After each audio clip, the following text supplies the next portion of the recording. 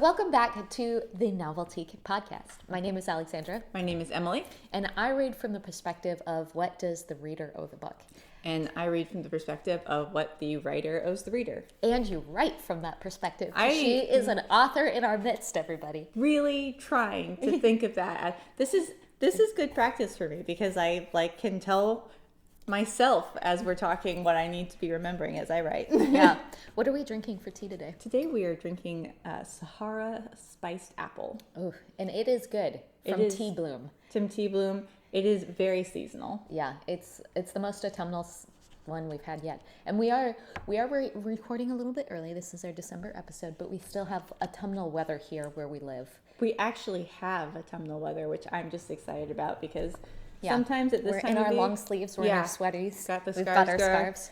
We can where we live potentially still be quite warm, so I'm just excited. Yeah, enjoying the cooler weather for sure. So for today, it's the 2025 wrap-up. We still have a little bit of time. 2024 wrap-up. Whoa, it is the 2024 wrap-up. Take that back. We still have a little bit of time left in the year to hit our goals, but we wanted to do a review, end of the year, best books, worst books. How do we do on our goals? What are we doing next year? What's working? What's not working? Yes, absolutely. So tell me, where do you want to start? Should we start with best books? Let's start with best books. We'll start on the high and bring it down low because that's what we like to do around here. I've already informed her I'm going to rapid fire my good books and then spend some time on my bad book. We can rant. So rapid fire for best books. These are my 5-star books of the year.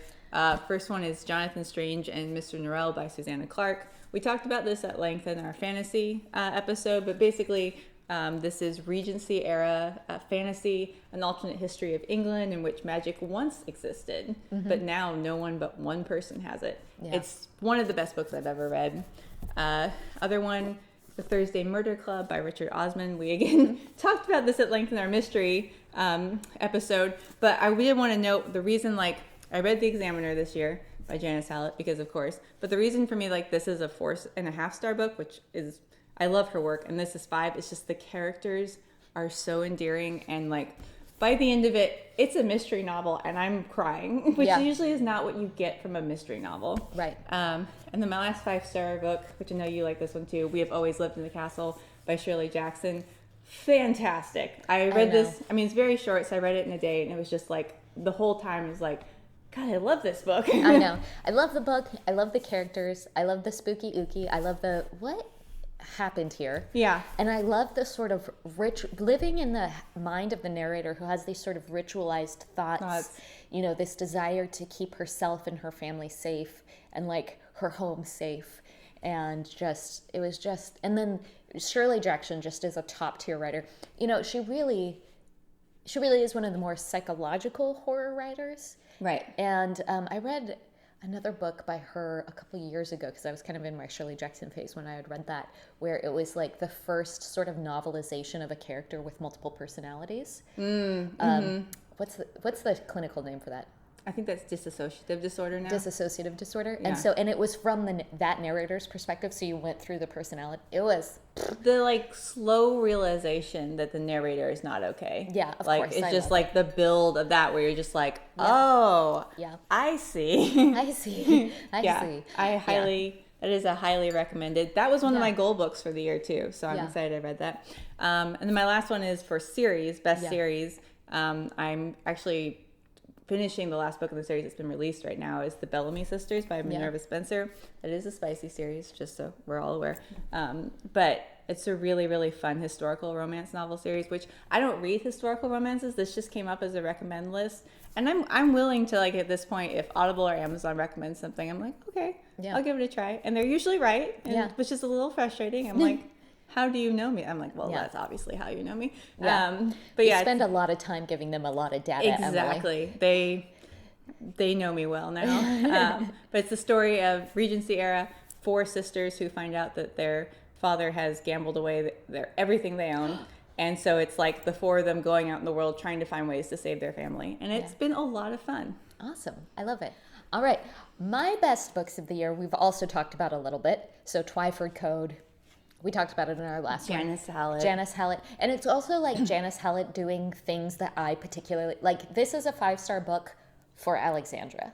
Like, it was I don't made for you. Yeah, I wouldn't necessarily say like everyone's gonna think or should agree with me that this is a 5-star book, but like the code, the like memories from childhood, the amount of time that we spent with our narrator, so it's like a deeper and richer character development. Right, you get deep into his mind, and it's just like you get so sold on him. At some point, you're just like, oh, please don't make that mistake. Yes, you really care for him, and you care about, you know, this relationship that he has with his son that really kind of exists off screen, but you really come to care for it because he cares about it so much. Right, exactly. There's just lots of things to love there, and so Twyford made it. That was definitely also a book in the last 30 pages. I was like, excuse me, what just happened? Yeah, I was like, oh, okay, yes, that's an even better ending than even it ever could have been. I know. That's so great. You're like, okay, I think I've got this. Nope, I didn't see that coming. Yeah. Book number 2 for me, another 5-star book I read, Play It As It Lays by Joan Didion. It is, in fact, a fantastic, phenomenal book. This is like a book that I think just is a 5-star book based on its literary quality and its significance. So I think that other people should agree with me, kind of thing.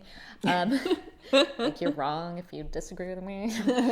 It's beautifully written, and it has this sort of sparse, dreamy kind of writing that she's famous for. Right. And it's politically significant, and it's just such an interesting insight into the world of Hollywood too. That, of course, it's fictionalized characters, but she and her husband, she lived in that world, so exactly. it's coming very much from her experiences, lived experiences. Yes, and then similarly, The Quiet American is a 5-star book because it is a 5-star book. Definitively, this is not up for debate. I feel like we've always lived in this castle is the same kind of thing. Like if it's masterfully written. Right, exactly. If you don't like this book, I think that would be you. There are plenty of books where I'm just like, this is my book. I totally get if you don't like it. But there are other books where I'm like, no, that's not you. It's like even if you're just like, oh, I don't like horror as a genre or like spooky ooky stuff, like, so it's not to your taste, but like we can all recognize its literary quality. Yeah, exactly. So those two definitely live in that level. And similarly with The Quiet American, you kind of just get this snapshot of this moment in time in history, you know, and it's kind of similar to Play It As It Lays, where it's like this wouldn't happen except for in like 1960s Hollywood. And like The Quiet American, obviously it's like set in Vietnam and it's during the Vietnam War. So like it's incorporating that moment in time in history. And there's just a couple of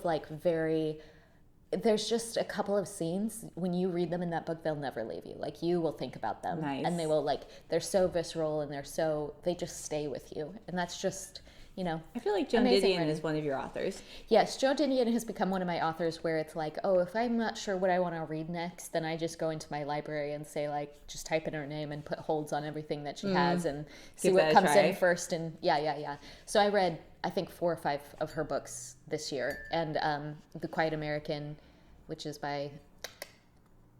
is that Graham Greene? Graham Greene. Graham Greene was one of my writers that I was kind of reading through his backlog of content as well. Which, you know, he's just solid. He's solid. He's a great writer. What are you going to do? Okay, rant time! Go! So I'm going to step out here and be like, I told her, like, I need some time to discuss this because for me, I need to explain why this book is bad, not just like say this book is bad. And part of the reason is this book came out this year and was one of the biggest books this year. Yeah. And that is Bride by Ali Hazelwood. Now, Ali Hazelwood is a popular writer. What has she written before? She's known for books like Checkmate and The Love Hypothesis and I forget a couple of. I have not. This is my first book by her. Yeah. Because she's a contemporary romance writer, which is not really what I'm into. Yeah. But this was her first paranormal. I like paranormal. I like monster romance. Like, because I feel like that is a space where you can do a lot of like human nature analyzing. Absolutely. So correct. You know, some people do that, some people don't. But I think that's a really fun space to exist in. This was her first, you know, foray into that. So I was like, okay. Huge author. She's finally written something that I could potentially like, so I'm going to give it a try. And for a long time afterwards, it was just like, I know I don't like this, but like I'm just moving on. Because it is weird when you're like in a space where the internet's like, this is such a great book, and I'm just like, is it? Is it? And you kind of have to sit down and parse like what isn't working. Right. So then I read the first book in the Bellamy Sisters series, which is a Regency romance like divorced for each other when it comes to genre, right? Right. But there were some really significant key similarities that settled me up like, oh, this is what's wrong with it. I understand now. So, couple of things. First off, what annoyed me the most is that she's writing paranormal, and she's like, it's written by someone who doesn't like paranormal. Yeah. It's written by someone who doesn't actually like vampire novels. Yeah. So, like, Phoebe, the first book in the Bellamy series, Regency era, the author embraces all that is the Regency era, the highs and the lows, the dark sides, like she's getting you into that. And also, like, you kind of have to understand, like, what does Regency fiction mean to the modern reader? Right, exactly. Like you're both reaching out to people who don't know anything about the Regency era and people who are like, this is my era, right. And so she's like really digging into that and like going in places that not all Regency authors go, right? Allie Hazelwood writes a vampire and a werewolf novel, and like she strips both of those from like every possible like monstrous characteristic all together. There's nothing like vampires represent so much. They represent desire, they represent the cult of beauty, they represent the questions of immortality, all of that. She gets rid of everything and tries to make vampires seem like the most normal thing possible. So it was like so disappointing from that perspective, because it's like, well, you're not actually writing a vampire. Like, I don't this really... is just a weird human. This is just a weird human existing in a weird human world. Yeah. Like, and it does take place contemporary, which I think also strips it of something, because these characters don't make sense in the 21st century. Like, it just doesn't make sense to have a werewolf going to work as an architect. So, I mean, it would work if she were writing a comedy, which I'm guessing she's not. It's not. It's not a what we do in the shadows situation. No, it's not looking at vampire fiction and werewolf fiction at all. It's being like, I don't really like these things, but it's popular to write about these things. So how can I make it, safe for me to write in this genre, right? Yeah. Which was frustrating, because I love monster stories. I love vampires in particular. And so to be like, I'm going to make this vampire basically just human is disappointing. Yeah, it's sort of like when you watch a movie adaptation of your favorite book and you realize the director hates this book. Exactly.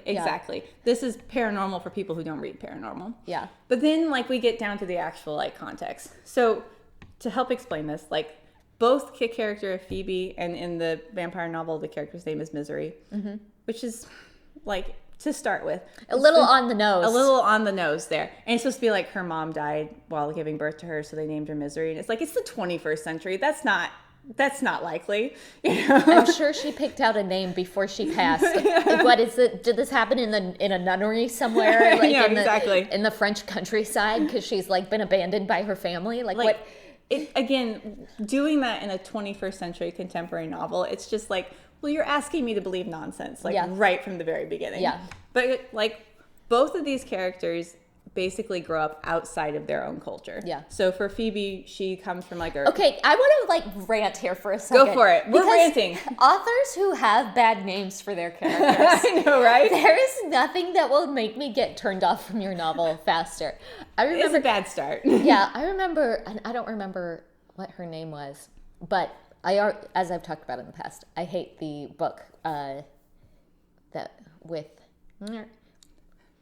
it's one that I've ranted about a lot, but the name is leaving me. But the main character's name, she goes by Alex, but it's like short for something. And when I saw what the full name was, I was like... Is this Ninth House? Yes, Ninth House. And her full name was like something so stupid.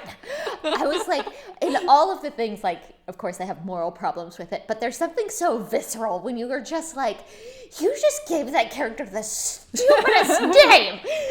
And Misery is a stupid name. It's a stupid name for a character. Especially for a character who is kind of miserable. It's just like, stop. Just stop. But anyway. It's like Dora the Explorer. I'm not 5. Dora the Explorer is fine for 5-year-olds. Stop 5-year-olding me. This character is miserable, so we called her Misery. Yeah. Anyway, so let's look at character of Phoebe. She comes from a high-level aristocratic family, but her family's in poverty. So they end up like moving to a very small town, and she exists in this small... Is this in America? It's in Britain. Oh, okay. Yeah. So she like lives in a very small town where she doesn't have contact with people who are in her social status. Yeah. And her parents don't really care about the girls in their family because, like, you know, the boys are all that matters. So they don't really pay attention to her. So she doesn't grow up like understanding what women in her social class should be like. Misery grows up like with humans instead of with vampires because of this like weird system where vampires and humans have like hostage children that they take. Okay. Which is just like makes her sad. It doesn't really. Whereas like Phoebe becomes more of like an interesting character because she doesn't understand her own society. Right. Misery is just sad that she didn't grow up with her own society. But what makes this like work is in both cases, their fathers marry them off to somebody. Okay. Makes sense in Regency England. Yeah. Doesn't make sense in 21st century. Right. But like we'll roll with it. We're accepting this, Okay. right? So Phoebe marries a man who has grown up in aristocratic society. Yeah. And he doesn't understand why she behaves this way. Yeah, why is you a weirdo? Yeah, like you're not behaving the way like women are supposed to behave, and she doesn't understand what he's talking about because like no one has ever like cared what I do before. Yeah. And so the conflict between them is very real. Yeah. Like it's personal for both of them. Right. They have a conflict there. Also, you see that like both of them, she's accepting of society in some ways and he's rejecting of society in other ways. So they're both hypocritical about the way that they're living in society with each other. Right. And the conflict becomes an analysis of societal expectations and how that harms like male and female relationships. Got it. Yeah. And like why you see a lot of bad marriages in this system because of the expectations that are put on these people. So it's like real conflict. It's personal to them. And it has like something to say about like male-female relationships. This is well written. Yes, I'm tracking. Yeah. Misery and Lo, her husband, the only conflict they have. Another stupid name. I know, right? Every time that came up, it was just like it just doesn't sound like a real name. Yeah. Okay. So Misery is a vampire. Lo is a werewolf. That is their conflict. They don't bring anything personal to it. They don't actually, other than being told by their parents as children that they shouldn't like each other, there is no other conflict. Yeah. I get that probably what Allie Hazelwood is trying to do is be like, you know, like people who grow up and are told you should hate someone because of their sexuality or you should hate someone because of their skin color. Right. It's like that's, I think, what she's trying to say. Yeah. But she's not taking any risks by pointing out the reality. Like she's not putting her belief systems on the line and saying anything. She's just kind of like, if you want to look at it that way, you can look at it that way. Or you can just look at it as vampires and werewolves hate each other. Yeah. But there's no actual conflict between them because they don't actually like, it's just like, oh, like 100 years ago, like we killed each other and like maybe we will again someday if we don't get married. But then also they have no flaws. Both of these characters are the perfect people. We complained about that in another episode. Yeah, the perfect characters. I'll link it. They're self-sacrificing. They never choose their own needs. They always want everyone else to be happy. They, you know, everything that they do is about other people being happy. You know, and so that's my impression of a cat. Like for the people at home who don't watch the video, I just did a reenactment of a cat coughing up a hair. Yeah, and it's legitimate. So basically, as soon as they start like hanging out together, they're immediately friends because they have no real conflict with each other. And also because they're magically perfect. Yeah, they're magically perfect. But that's also like a level of cowardice on the author's part because she's not willing to take the chance that she gives them faults, a reader might not like them. Because like with Phoebe and her husband Paul, sometimes you're like, could you guys like chill? Yeah. Could you just not be like this to each other? Right. Which is like for some readers, they don't want that. And so they wouldn't read that. Right. For me, it's like, yes, I'm currently aggravated with both of you because you're both behaving badly, but it like is real. But and it gives human. you something to resolve. Yeah. Like you have to like, okay, how are you two ever going to get along? And so it's like the process of them basically putting down their guards and like understanding that they can get along even if if they're violating the societal structures. Lo and Misery just get along. Yeah. And there's no actual conflict in their relationship. Like the whole like conflict in their relationship is built on Lo doesn't want to say I love you first in essence because he doesn't want her to feel like she has to say I love you back. Like that is the entire conflict of the story. I fell asleep while reading this book because it was so nothing. It's boring. not. It's a nothing. It's a nothing burger. And so like if you liked this book, I have to ask you, like, why? Because, like, you didn't have to feel anything for these characters. I mean, you feel sad because they're both pathetic and miserable, and they just had bad lives. I feel like this goes back to that trend, and it's one we've talked about before, where the characters just become self-insert characters. That's got to be what it is. Where you get to imagine the fantasy of what if I were a vampire falling in love with a werewolf, and we kiss each other and we do fun things. It's just like you just want to imagine kissing low. I don't know. Like, yeah, and in that case, is this okay? So this is like, are they novels? Or is this another form of literature where it's almost like, do you remember like choose your own adventure books? Yeah. Except for you don't get to choose your own adventure. You just get to go along in the adventure. Yeah. It's sort of like, is this like role playing? Is this like LARPing, but for books? Where you, and this is going to be really mean, where you as an individual do not have enough imagination to imagine for yourself whatever you want.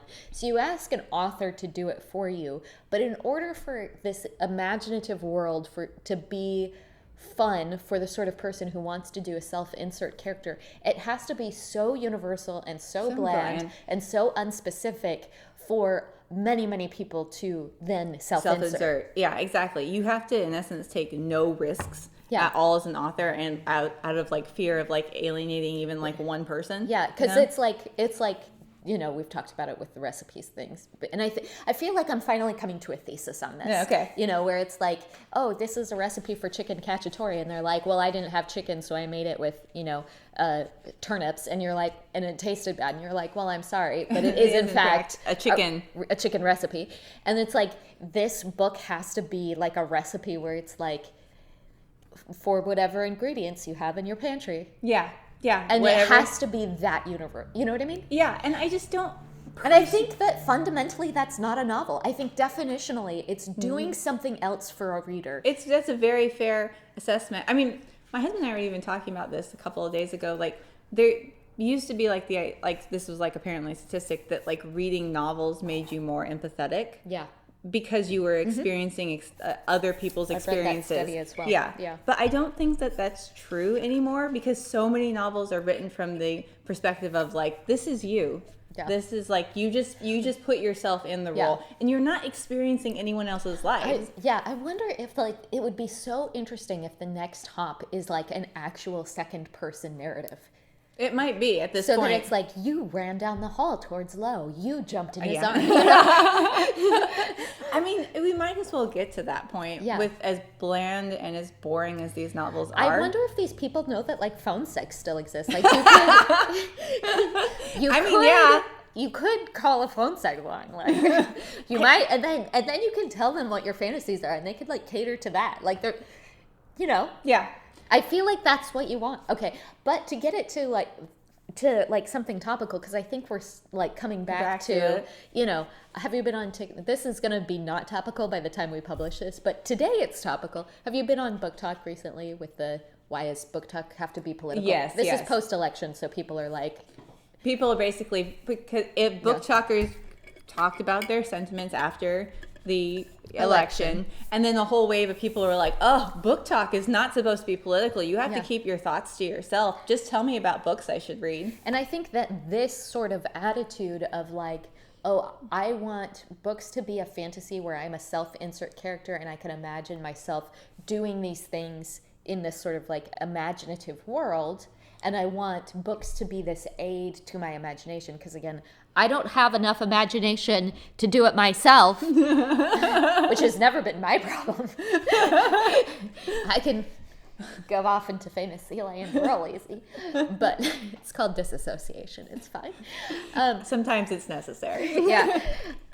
I think the desire to kind of have, you know, the chicken cacciatore recipe that could be used for everyone in your pantry is also the same attitude that says, I don't want to have to contend with anybody's beliefs that I might disagree with. Right. It's like we can't even take the slightest resistance to ourselves. Mm-hmm. You know, we can't look at someone else slightly different because I don't like there to be any differences, any waves. Like, don't make me feel like there is a level of like, I don't want to feel, because, you know, like when you're it's escapism. Well, yeah, it's escapism. And like when you're in the midst of like arguments in a book and you're just like, oh, I wish you wouldn't argue like that. There is a level of emotion that's not particularly pleasant, because you're like, please, just get along. I wish you could fall in love already. And I feel like people are even avoidant of that much tension, which is like, you're guaranteed a happily ever after. Like, it's gonna be fine. Right. You're reading a romance novel. Exactly. But like, I don't want to think about these things at all. I don't want to feel these things at all. To me, it's like a really sad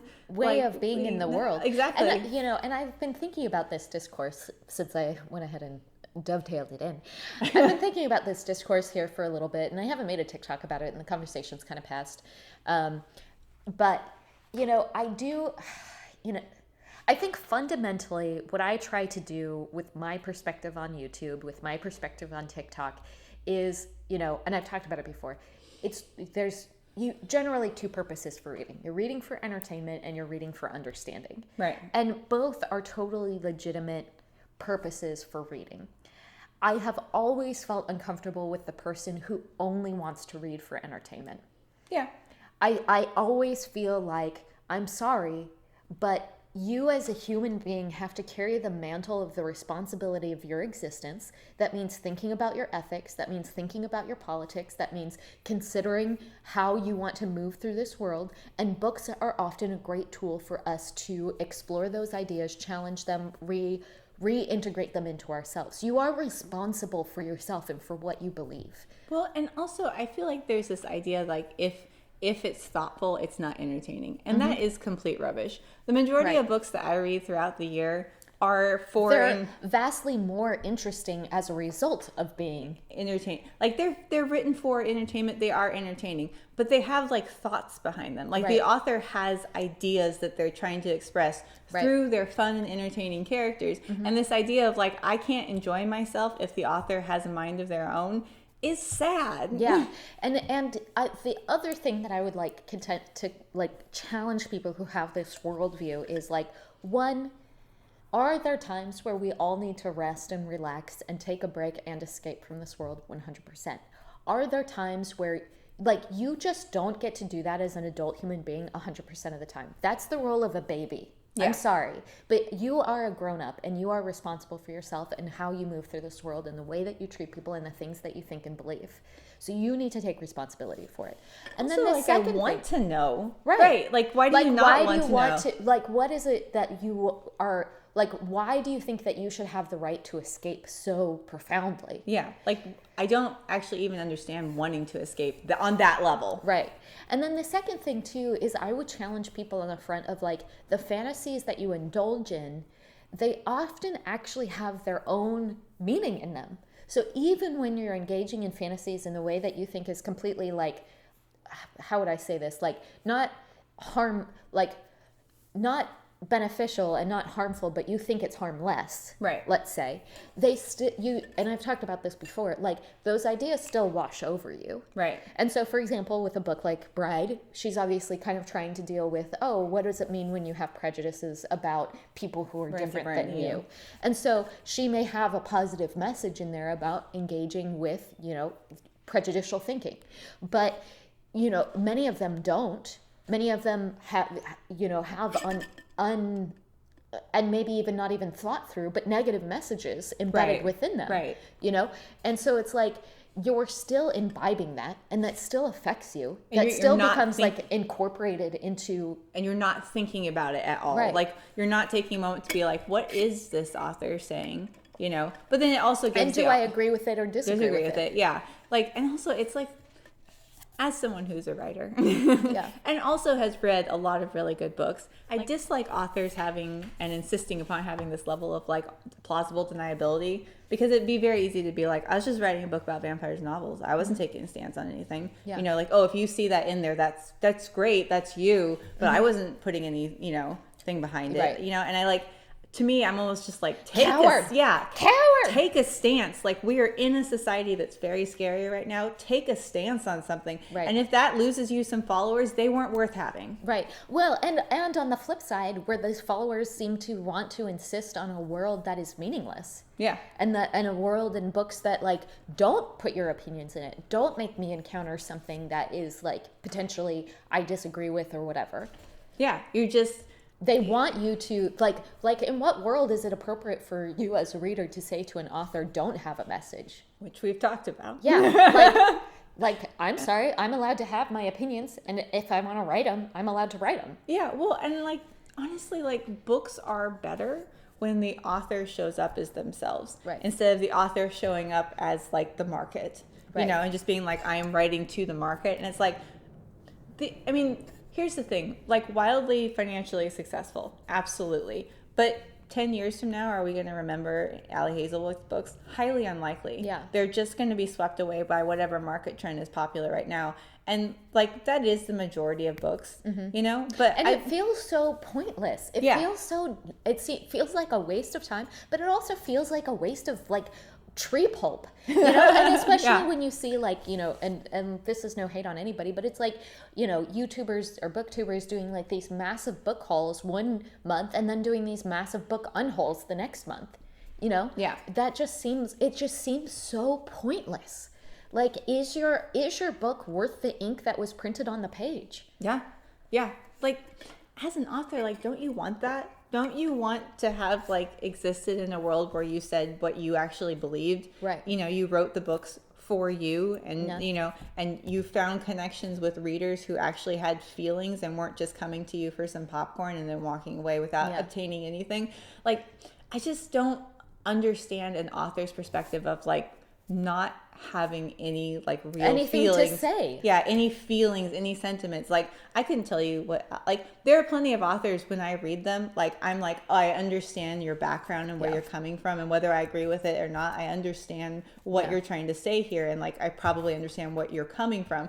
I don't know anything about Ali Hazelwood. I don't know a darn thing. Like, there's nothing here. Right. And also, like, the end result is it's a boring book. It's a freaking boring book. Yeah. Yeah, because you didn't say anything and you didn't actually have any characters. And this is kind of like why I'm like, is this even a novel? Does it even accomplish the components of what makes up a novel? Yeah. Like, is it merely a series of events that happen to paper dolls? Yeah. Yeah. That you're just wearing, in essence. Yeah. No, I finished it. I'm not sure why. I think because I paid for it. That's why. Yeah. Yep, we found it. It was a moment of, like, oh, it's because I actually paid for it. Yeah. Because, like, I usually, when an author is really popular, I'm not going to read them if they're not writing the type of book that I like. You know, I'm just like, you know, you can be popular, but that's not my thing. Yeah. But if an author, like, veers into a space that I know I like, and they're very popular, I'm going to be like, okay, I will give you a shot and see if, you know, maybe I'll, you know, find a new author I like. Right. You know, I gave it a shot. And it's just like, now I'm in this state of, like, mystified. Why did I give it a shot, and why did everybody else like it? Also, write vampires as vampires. Like, just let them be vampires. I know. Stephanie Meyer really hecked that up. I love a vampire, okay? Yeah. They're a great vehicle. Yeah, because I think more than any other monster. You really took the teeth out of them. Yes, exactly. This vampire had no bite. Yeah. Yeah. Anyway, yeah. that was my low point of this has been a good year for books. I've read a lot of good ones, but that was an angry low point for me. Can I just say, and I'm going to take credit for this, that the reason why your reading years are getting better is because I'm influencing you to not finish books. You have brought me to that space of, I can say I will walk away from this book and move on. It makes your reading year better. And then, you know what happens? You read a bad book, then you're kind of in a reading slump after. Yeah, because you just kind of feel like, I don't want to go back to reading right now. I'll just do something else. Yeah, and I'm just going to go ahead and reiterate my thoughts because I think they're important. If you are a reader who insists on book talk being apolitical, if you are a reader who insists on reading for entertainment only, and you never want to do anything else with your reading habits, I would say, question yourself. why is it that you only want to be entertained? Right. What is it that you are escaping from? Right. Why do those things exist? And 2, examine the fantasies that you partake in, because they mean something, and they mean something to you, and they're often not, necessarily the healthiest. And so this is why reading with understanding is so important, even when you're reading books that are clearly designed to be entertaining. Well, and also, like, there is a level of, like, if someone else has a thought, how do you go into their space and be like, don't think? Yeah. Like, if you don't agree with that thought, okay, that's fine. But what right do you have to be like, no, I need you to stop having that thought, and you can only tell me things that I agree with. I want to hear. Yeah, exactly. It's like, people are people, like human beings. They are allowed to have independent thoughts. And if you don't agree, that's fine. But you don't have any right to go to someone and be like, you can't think that or feel that or say that. It's really, I don't know if you remember this controversy that happened, but like, do you remember there was a conversation around video games and people sort of saying like, hey, how come all of these video games that men really enjoy playing for hours at a time are super violent? And like, the main point of this character is that you basically sexually assault women and steal cars.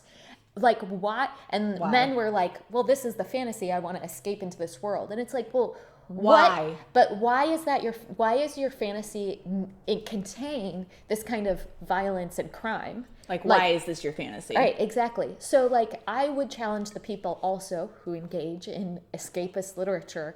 I suspect that there's something about those books that are really not good that you like to indulge in. Like, what is this saying to you? Yeah. And like, and so let's say that you keep going back and back to like romantasy or something like that. Well, these are books that are often sanitized, not always, but they're sanitized of characters. They're sanitized of thoughts that challenge you. Like you said, these characters have no bite, right? And so there are these, I would say that whether it's, contemporary romance or romantasy, or you like your fantasy, or you like your YA books, they're extremely sanitized books. So why is your fantasy that you don't ever want to be challenged on anything? You don't want to encounter any level of injustice. You don't want to encounter anyone else actually being harmed. You don't want to encounter society harming people. You don't want to think about how society affects people. Yeah. So you just want to be a pretty little butterfly floating around in the world with no responsibility. And I'm sorry, you have responsibility. You were born into this world. Do something with your time here. That's my marching call, okay? Sorry, I got a little excited. And before we, I would just like to say, this is on topic. This is one of the most popular books of 2024. So we're still on topic, even though we have gone far afield. That's fine. We get to rant. It's our podcast. Exactly. Okay. So what were your worst books of the year? Okay, so my worst books of the year were books, because I am on the DNF train. This is something I strongly advocate for everyone. So they're books that I read about 5 pages of before I said, nope. I'm not going to read this whole thing. I'm not even going to finish the first chapter because I already know. So the first one that I want to talk about is My Year of Rest and Relaxation, which, it's also a very popular book. And so I'm going to criticize it for stuff. And obviously I didn't finish it. So, if there's good reasons for me, like why my criticisms aren't valid, that's totally fine. Put them in the comments. I'm happy to hear them. I'm not going to read the book, but that's okay. I understand that what I'm about to say could very well be wrong because I didn't read the whole book. It just stopped you. Just hit you. So My Year of Rest and Relaxation has a main character who's not nice.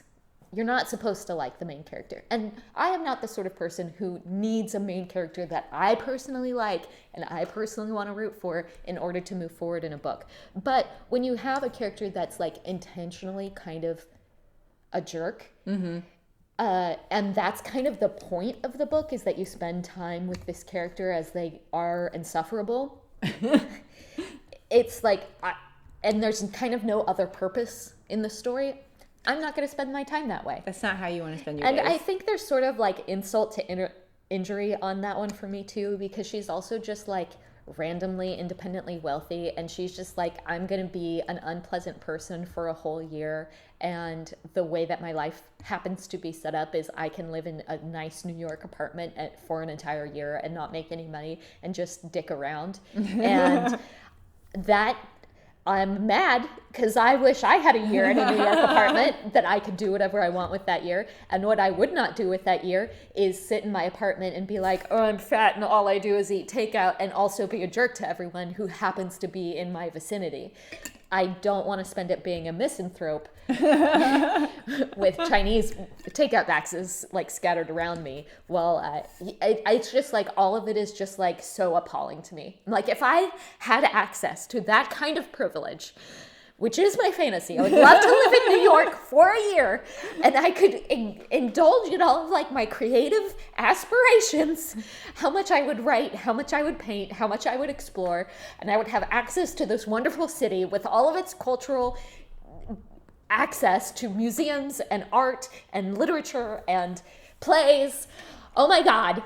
And you're gonna sit there and be a jerk, and also a jerk to everybody else, and just absolutely waste it. And I know that's kind of the point of the book, but why? Why would I put myself through that experience? The experience of like someone being that self-indulgent? And again, is there a place for criticism for the American way of sort of saying like I have to maximize all of my opportunities, that I have to, hustle through all of life, that everything I do has to be productive? But the reality is that I am a passionate person and I care about a lot of things. Right. And the things that I want to do with my time is not be an asshole. Right. Professionally. Yeah. Yeah. Totally fair. Totally fair. So I'm just, it's not for me. Some things are just off-putting. Yes. The second book that I also DNF'd that I read about 5 pages of is another very popular book. It is The Lies of Locke Lamora. And this is a book that's very popular in the fantasy world, particularly if you're, a Patrick Rothfuss reader, if you're who's the really famous one? Is it Brandon Sanderson. If you're a big Brandon Sanderson fan, then you're probably going to like The Lies of Locke Lamora. And I cannot tell you how many accounts have told me what a brilliant book it is.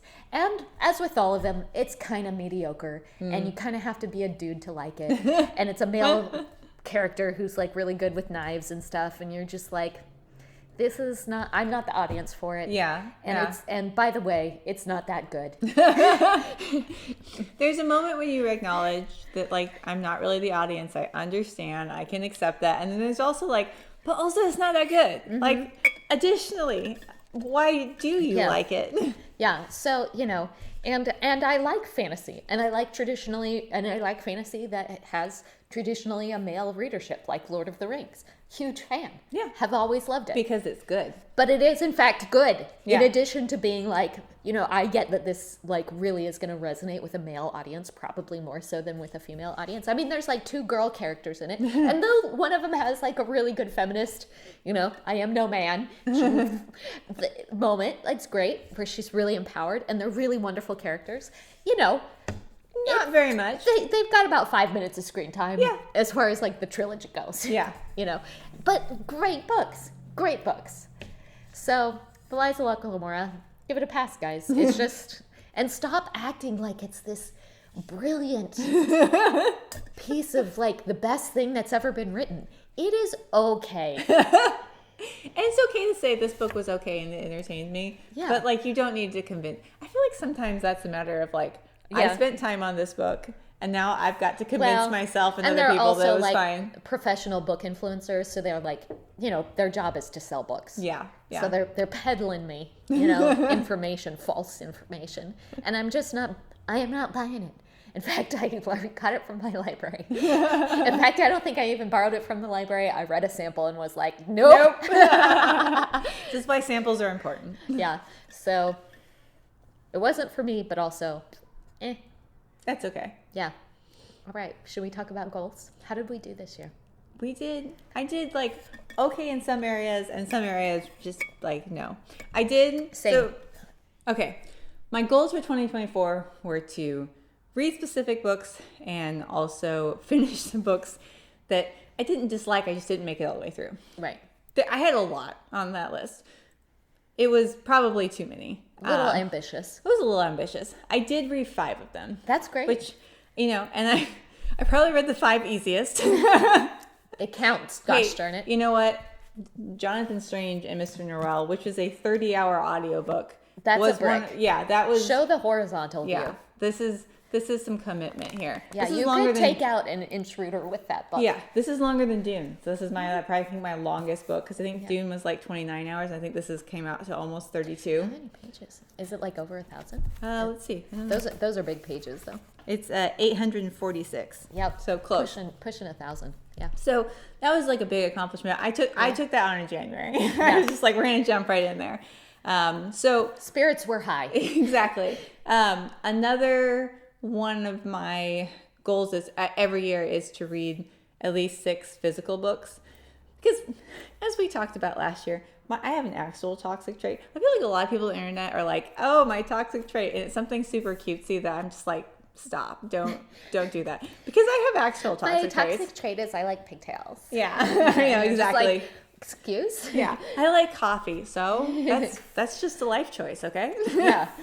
But I struggle to sit down and read books, because in my mind it's not productive. And that's why I read like 50 audiobooks a year, because I can be productive while listening to audiobooks. So my goal is not a healthy view. No, it's not. So my goal is always to read at least 6 physical books a year, which this is mid-November. I have read 5. I just started my 6th.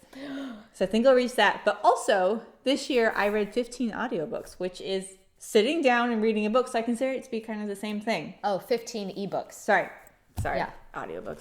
15 ebooks, thank you. That's killer. So that's fantastic. I actually sat down and read books this year. So you've already done 20. Yeah, I'm excited for myself. I need to finish more of these, but you know what? It's baby steps. Baby steps. And honestly, I got a couple of months of Kindle Unlimited free this year, and that did motivate me, because I'm like, well, I gotta read books before the subscription ends. Yeah. And then I realized, like, oh, if I can do that, I could probably sit down and read regularly. Yes. So those were my successes. There were specific books. What if the subscription is the duration of your life? Yeah. You know, just what be if, like... What if this is the subscription, this bookshelf this right here? You already paid for it. You invested in it. And you only have so much time in life. We all know that making me pay for something is a really good way for me to like finish it. Even when it's the worst book you read that year. Exactly. We have confirmed that is the way to motivate me. Mm-hmm. So yeah. I did reach those goals. There were some specific books, like I was going to read Name of the Rose, and that just did not happen. We did one giant book this year. Maybe next year that will be my giant book of the year. You can roll them over. Yeah, exactly. Yeah. How about you?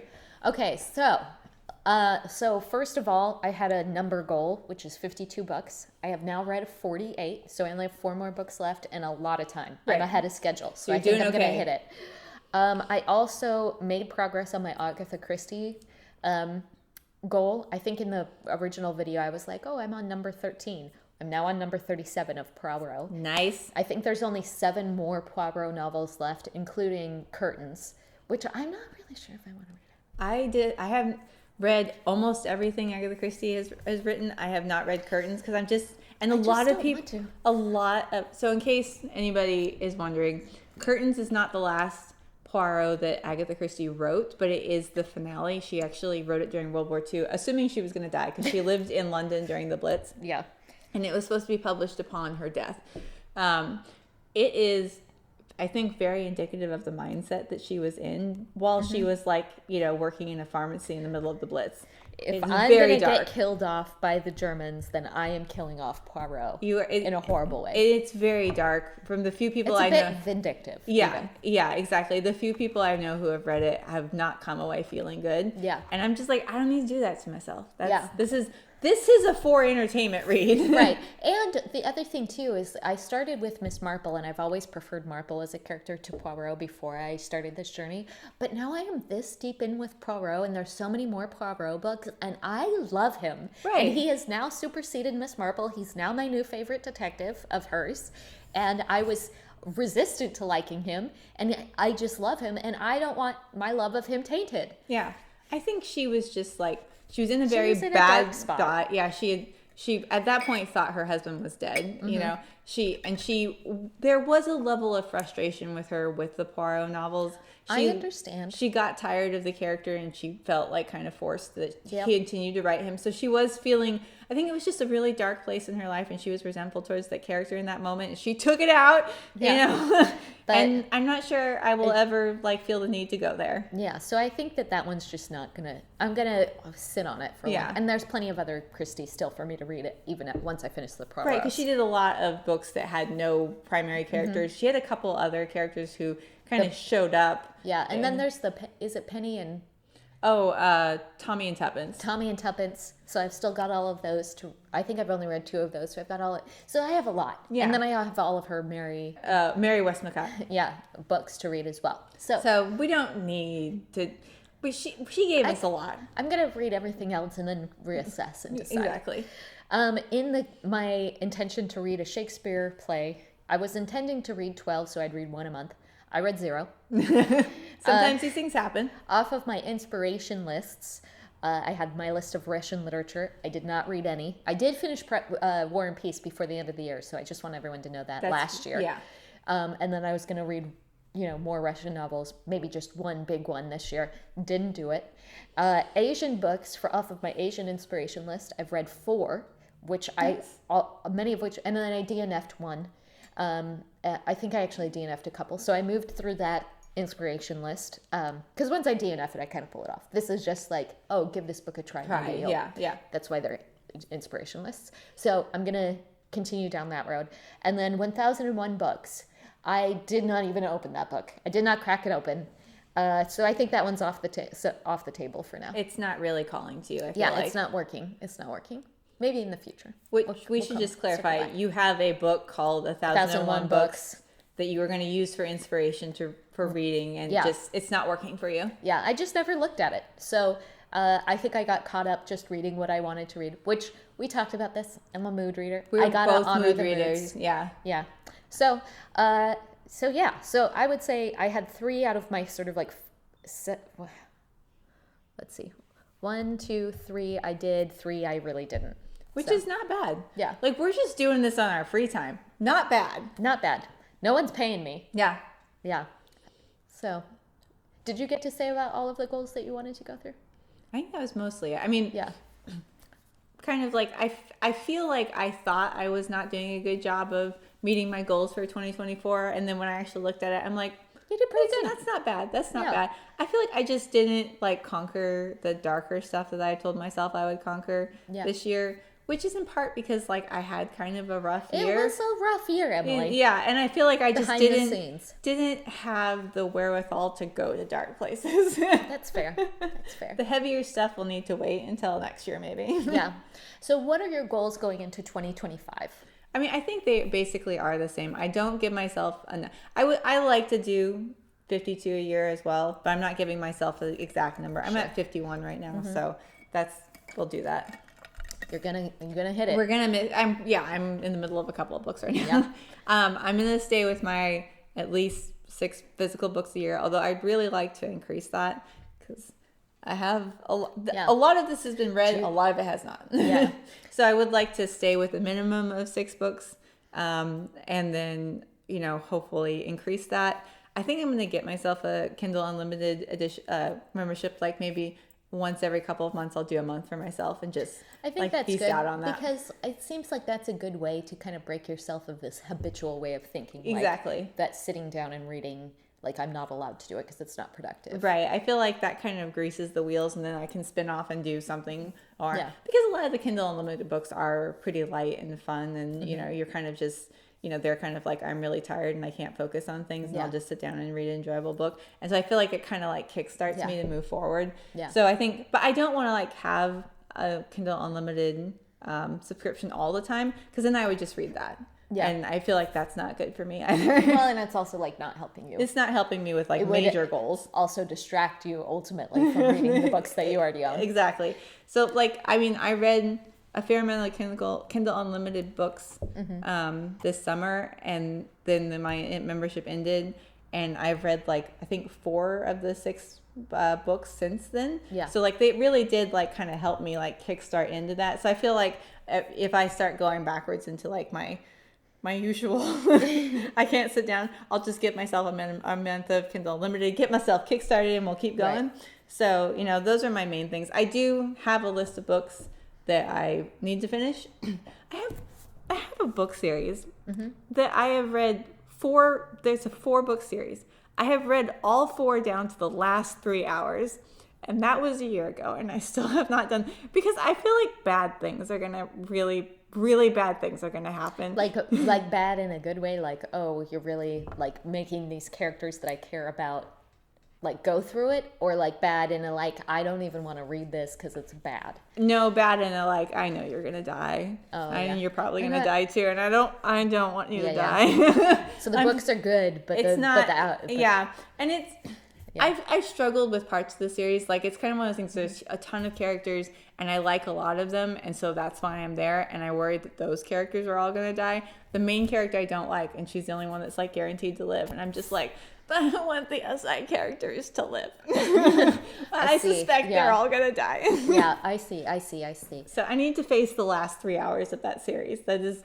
I found that on my list when I was reviewing this. I'm like, this is ridiculous. Yeah. I am being ridiculous. Yeah. Well, you know me. I'd say DNF it. And then the last 3 hours, they're all still alive. Yeah. I mean, you could put those 3 hours into any other book. I feel like I need to accomplish this, though. Like, I need to just face, they're going to die. I can accept this. Okay. They're not real people. Yeah. I'm just a little attached to them. Yeah. But yeah, we've all been there. That's true. I feel like I have a similar reaction, except for the circumstances different. And it's when a character keeps making stupid decisions. And they'll even often say in the narrative, I know I shouldn't, but I'm gonna anyway. And I'm like, I do not care about, but I'm gonna anyway. And I don't want to watch you make a stupid decision. So no, and I'm out skis. And because I DNF very easily, I am in fact not going to finish those books. No matter how far into them I am. No matter if it would count towards my total. This book series has, what I probably knew this about myself anyway, but clarified for me that I am not a cinnamon roll character. I don't like cinnamon roll characters. I don't know what that is. Oh, this is like Do they have a gooey a moment here. There's an internet thing that I know about and Alexandra doesn't. This is not how this usually goes. Usually I'm just like, what are you talking about? Well, to be fair, I had to, because of my severe addiction to TikTok, I had to take it off my cell phone this week. So maybe that's why. Loosen my touch. Yeah. Okay. A cinnamon roll character by internet standards, because someone along the way on the internet came up with this description, is like a very soft and sweet character who always handles things from a very soft and sweet perspective. And I just those can't. Characters are insufferable. To me, it's like, I mean, this is like probably not the good part of me, but I'm like, could you please kill someone now? Because you have at this point, you have experienced enough. You need to kill someone. Well, yeah, I do not like these characters, but they also fall, there's like characters adjacent to that, like the character who's like, they're the chosen one, but they can't like let anybody like fight for them because they're about to go into an epic battle, and it's like, oh, it's my fault because I'm the chosen one that this thing is even coming to pass. Yeah. And, like, my friends are gonna die fighting for me even though I'm the chosen one. Yeah. Or this idea of like, I have to like, if I stand up for myself, I have to be like sweet about it and like say I'm sorry if I hurt anyone. I'm just like, they deserved everything they got. Do not feel bad for them. As recovering, people pleaser, it's just hard to read a character like that. Yeah, like and I know like some people like characters like that, and that's, I guess, fine. But for me personally, I'm just like, cultivate some toughness. There was one that I was reading, and I wouldn't say this character was a cinnamon roll character, but she was too moral for me. Yeah. Where she's like, trying to, it's a science fiction like a bit of a Peggy Sue. Yeah. Is that what it is? A Peggy Sue? I don't know. Or are they usually different? Like Peggy Sue's are usually more cheerful, and it's not really a cheerful personality. It's more like a soft and sweet, and like I care about everyone. I don't want to hurt anyone's feelings, and that sort of thing. But anyway, this character is a science fiction novel, and this character is like escaping from the ship of an alien race that has like abducted and tortured her. Yeah. And she's trying to escape from it without hurting anyone. I'm like, forget that. Burn the ship down. Okay? Stop caring about these people. They have hurt you. Yeah. It's like, what would you do if you're like, oh, I was kidnapped by Hitler, but I don't want to hurt it? Yeah, exactly. You know, like, she's just like, well, not everyone here. I'm like, forget that. Escape. Do whatever you have to do to escape, even if it is crash the ship. Yeah, it's sort of like, I wonder, you know, and I think there are people who have this perspective in real life as well, where I'm like, is your sense of self actually so, like, delicate that you can endure because it's actually about you preserving your sense of identity as, like, I am a good person. Which I think that's why... So, like, as we've noted, I like monster romance, but part of what I like about that is the examining of characters who do bad things and then have to, like, face that within them, with that in and of themselves. I like that aspect because, like, it's more interesting than being like, I have done everything I possibly can to do the right thing at all times. Yeah, it's part of the reason why I liked the Deadly Education series. It's because your main character is like, she's like, I am the most powerful wizard with access to dark magic that has ever existed. But I don't want to, like, fall into what, like, obviously fate has destined me to be able to become. So she's conflicted about that. Yeah, exactly. And so, like, where I could rain down all of this destruction on all of everybody everywhere, and this power is just at my fingertips. How do I control it? And she was one of my favorite characters because I'm like, yes, I too feel like the dark swarming evil within my soul. It must be contained. Yeah, sometimes that conflict. I mean, there's one of my, like, favorite contemporary novels. You have, like, there's one of the main characters is just continually doing things where you're just like, why are you doing this? Like, this is making me upset with you. And then you realize, like, by the end of it, like, he's doing all these terrible things hoping someone will stop him, and he's trying to, like, increase the level to, like, because he wants people to stop him, but nobody is stopping him. And it was actually kind of like a very, like, endearing at the end scene where he's just like why didn't you end this? Like, why aren't you stopping me? Like, that's all I've wanted, and, like, you're refusing to, like, stop me from harming, you know? It's just like, the way it was written, I was just like, I just wish someone would give you a hug right now. So we like our dark and mess it up characters. Yeah, they're people. They're like, we all know who we are. We all know that we're not perfect, and we're not gonna probably when we're escaping the spaceship, we're probably gonna burn it down. So we don't need the characters being like, no. What if there's like a hippity hoppity little bunny? What if there's like some random janitor on here who doesn't deserve to die? Like, no, I'm not thinking about that. I'm escaping. Yeah, it's fine. The janitor was complicit. Yeah, the janitor chose to be here. Yeah. So I forgot what we were talking about. I'm going to be honest. What was this goal and what was this in relation to? Finishing a book series. That Right. Okay. These are the episodes where we go down rabbit trails, and it's totally fine. Of course. Okay. So finishing those books. Anything else? I do have a list of books that I want to read. I have a list of books like I'm just like I really want to read these, and then a list of books where like I like. I guess like goal books, and then also like, oh, I'd like to give this a try just for the fun of it. Okay. You know, so like I have a couple of lists for myself that I go back and forth on. Yeah. I did conquer 5 of them. I got 4 physical books for my birthday, and I kind of like originally told myself I'd finish all of those by the end of the year. I read half of them, but then I went to a little free library. I got a book like this week, and I started reading that instead. So, you know, sometimes you just accept the things that come your way. That's right. So for me, I'm going to stick with 52 books. That's my solid number, and I will be happy if I read a book a week, as always. So I'm sticking with that. I'm continuing with my Agatha Christie project. I'm taking Shakespeare off the table. It's just not happening. It's just not happening with all of the other sort of inspiration lists and things that I have going on. I'm going to return to it, but I'd like to get Agatha Christie done, and I'm really enjoying the journey. So I'm going to continue enjoying it.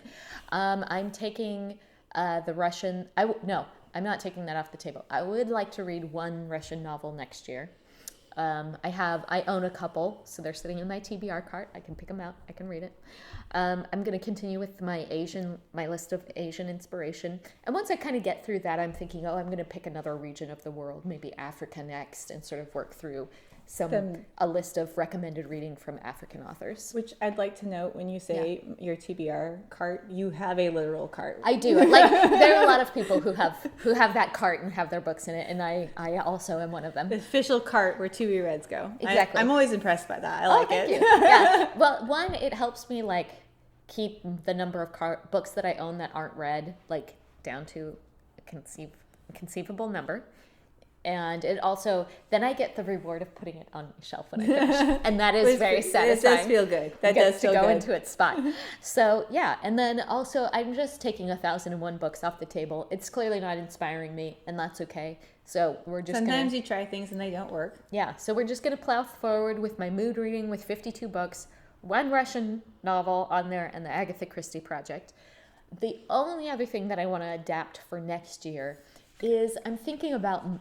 I've tracked my books in Notion before, and I know that the app that I'm using right now really works well for me, the name of which is escaping me. Is it StoryGrid? Yeah, StoryGraph.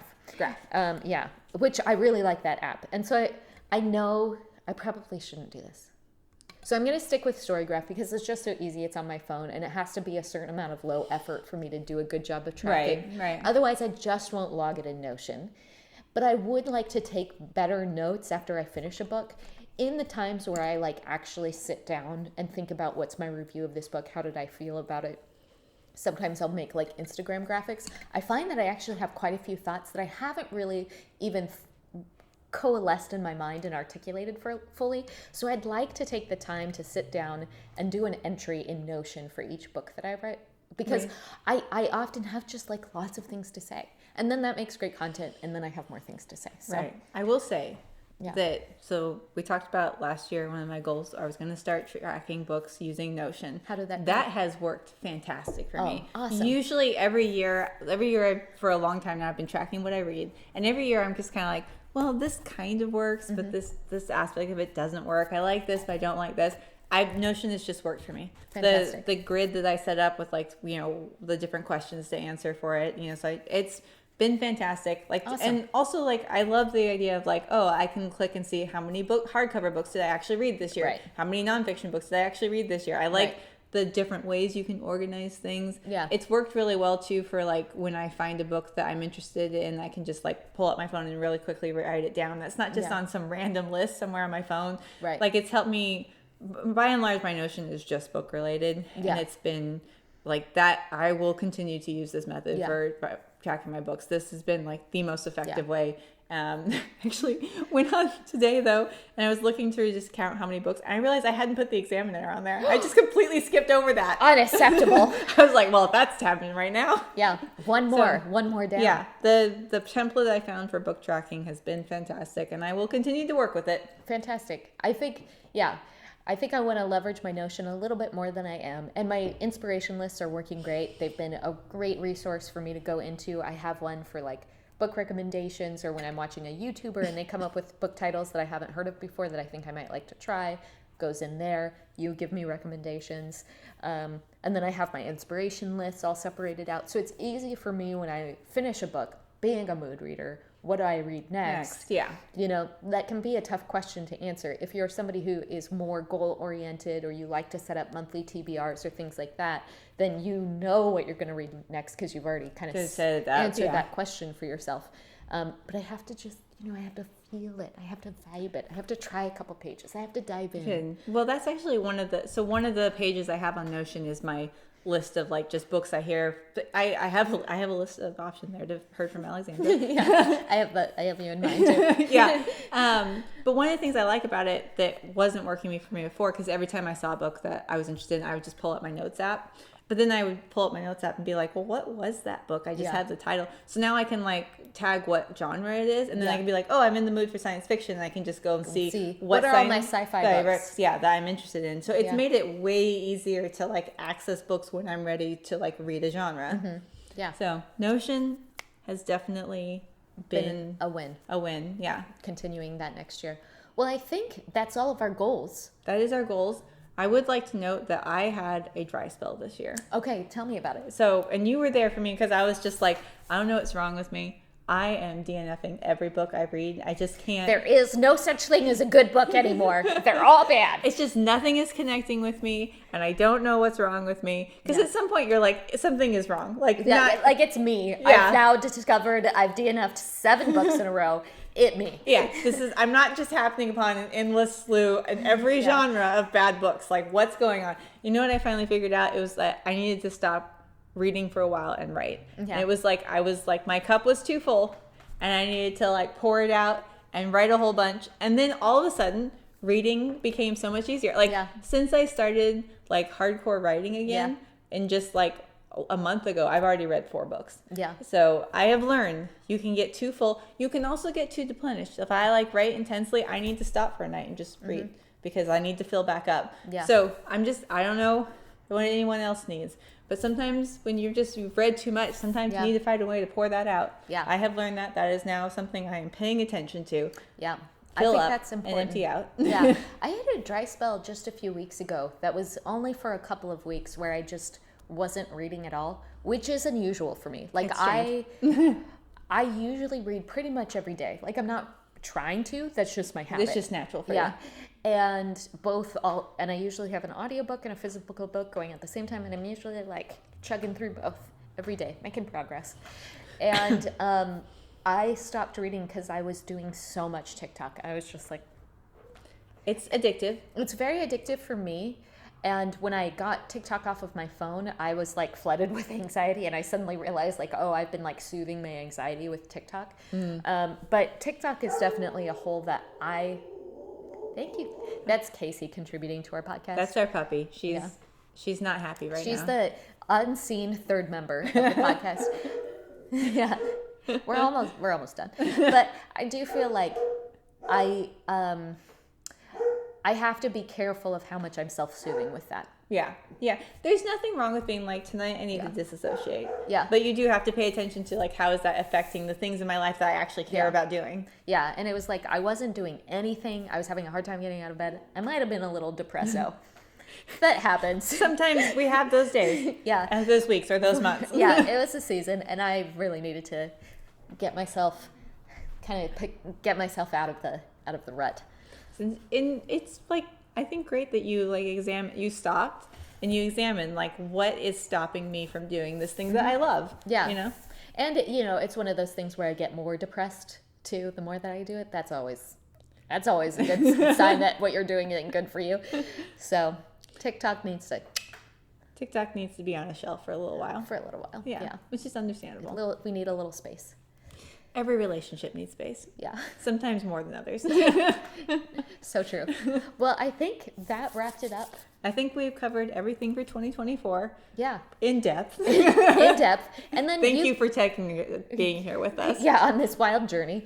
And then if you guys have goals for 2025, we want to know about it. Yeah, let us know. Let us know how your 2024 reading was. Like, what was your standout book or the book that you wanted to bury? And I am personally interested. What's your favorite tracking system app? What do you guys do? Yeah. I'd love to know.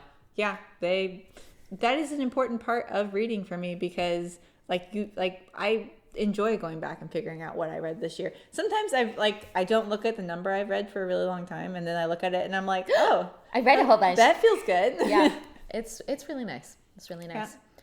So until next time, we'll see you guys in the new year. I'm Alexandra. I'm Emily. And that's it. That's all I got. That's all we got. Merry Christmas. Oh, Merry Christmas. Happy holidays. Yeah. Right. Okay. And then we'll see you in the new year. See you in 2025. Bye.